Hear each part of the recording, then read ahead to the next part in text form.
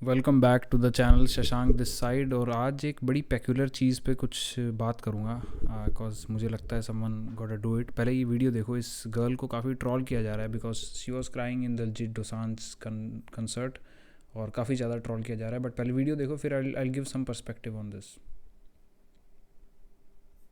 दिल तेनू दे दिता मैं तां सोहणिया, जान तेरे कदमां च रखी होई ऐ, मरना मैं तेरियां बाहां च चंबे, सौ तेरे प्यार दी मैं चकी होई ऐ। दिल तेनू ओके सो हाँ, इस वीडियो को काफ़ी ज़्यादा ट्रॉल किया जा रहा है and let me give some perspectives on this. जो मुझे लगता है, काफ़ी ज़्यादा लोग लिख रहे हैं कि भाई ये जी जनरेशन है, ये एल जनरेशन है, इनके लिए हम पेड़ बचा रहे हैं, इस जनरेशन के लिए हम इतना कुछ सेक्रीफाइस कर रहे हैं and all that.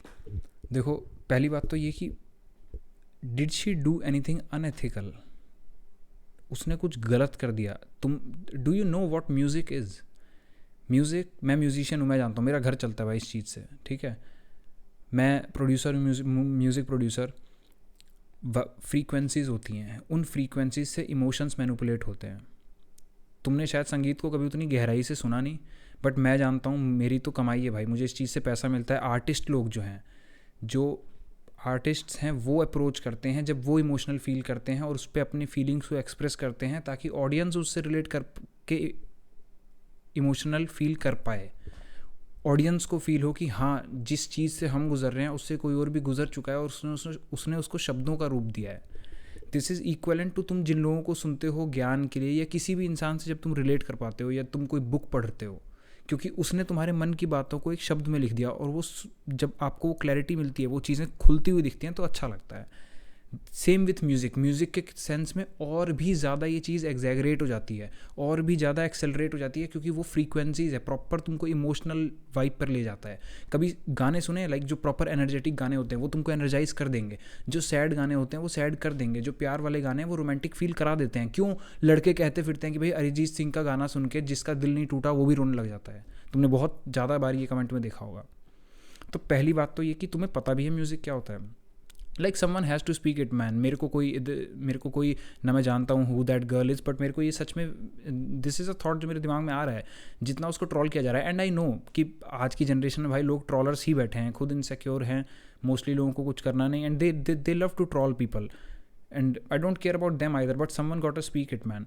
The thing is, secondly उसने कुछ अनएथिकल नहीं किया। टेक्निकली अगर उसने किसी का कुछ बिगाड़ा होता, कुछ नुकसान हो गया होता, या किसी का मजाक ही उड़ा दिया होता, तब हम फिर भी कह सकते थे कि this is a insensitive behaviour. तो क्या सच में ये जनरेशन जी है, ये जो कमेंट में ट्रॉल कर रही है वो जनरेशन जी है?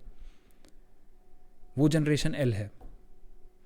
और तीसरी बात, कमेंट्स कर रहे हैं लोग, भाई इनके लिए मैं पेड़ बचा रहा हूँ, इनके लिए मैं पौधा बचा रहा हूँ। भाई जो इंसान पेड़ पौधे बचा रहा है ना, वो ये कमेंट्स कर ही नहीं रहा। तुम दोनों चीज़ें नहीं कर रहे, तुम कुछ नहीं कर रहे हो, तुम समय बर्बाद कर रहे हो, तुम हेट फैला रहे हो, तब ये तुम ट्रोलिंग करते हो, तब ये तुम कमेंट्स करते हो, और ये तुम्हें बात बुरी लग रही होगी। अगर तुमने ये किया है तो तुम्हें ये वीडियो भी बुरी लग रही होगी, क्योंकि जब अपने अंदर की इनसिक्योरिटी बाहर आती है, ये जब बाहर दिखती है तो ऐसा ही लगता है।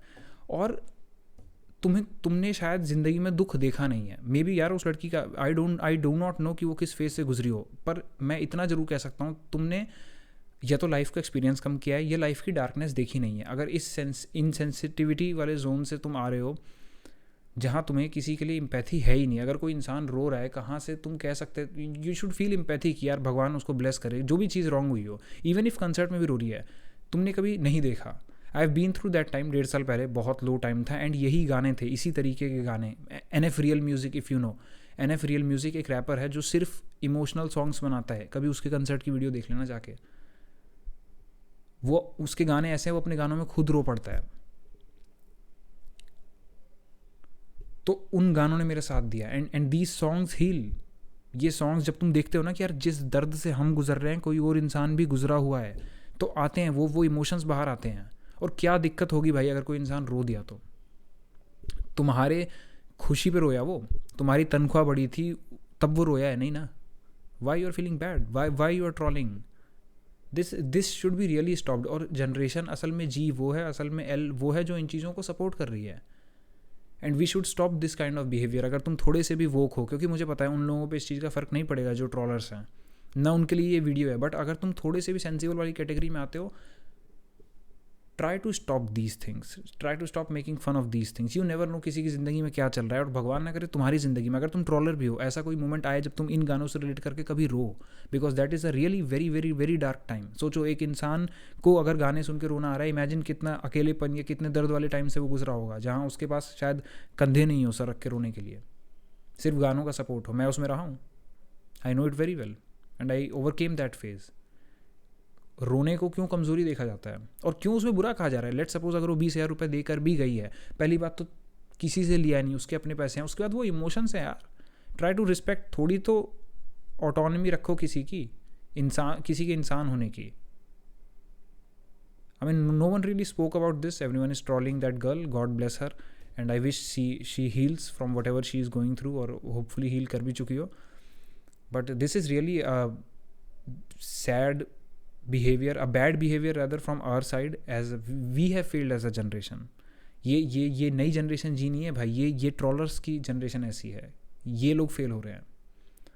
So thank you for watching, just एक पर्सपेक्टिव था, क्योंकि I was really feeling bad for that girl कि भाई ऐसा कुछ तो कर नहीं दिया कि इतना ज़्यादा हेट मिल रहा है, ट्रॉल मिल रहा है। बट ठीक है, इंटरनेट ने भाई हर किसी जड़े खड़े इंसान को किंग बना दिया, तो लोग करते फिर रहे हैं। And if you are the girl who is in the video, बस यही सजेशन दूंगा कि ये इंटरनेट पे लोगों का अटेंशन स्पैन बहुत छोटा है, 5 सेकंड से ऊपर ज़्यादा ये सोच नहीं सकते, इनकी अपनी ज़िंदगी में कुछ चल नहीं रहा है सच में, they are going to forget it all. रोज़ नई नई कंट्रोवर्सी आती रहती है, रोज़ इनको तो नया मीम मटेरियल चाहिए, ज़िंदगी में कोई काम नहीं और उस तरीके से करना है। और अगर किसी काम होगा भी, I don't know why they are doing this, अज्ञानता से आ रहा है बेसिकली। अगर तुम वो हो जिसके साथ ट्रोलिंग हुई है, तो समझो ये जो भी लोग कमेंट्स कर रहे हैं, ये एक अज्ञानता से आ रहा है, they do not have that consciousness in them. और यू होप यू हील, क्योंकि ये कुछ समय में पास हो जाएगा। Try to get a bit okay with it, क्योंकि ये लोग भूल जाएंगे। इन लोगों को सिर्फ मज़े चाहिए, कुछ मसाला चाहिए, कोई अच्छी चीज़ मिल जाए, कोई बुरी चीज़ मिल जाए, सब पे करना है ना। सो या thank you for watching, this was the idea and I really feel bad seeing those comments, क्योंकि फिर ये जनरेशन जी नहीं है भाई, जो कमेंट करे जनरेशन वो जी है, अगर तुम टेक्निकली सोचो तो। Thank you for watching.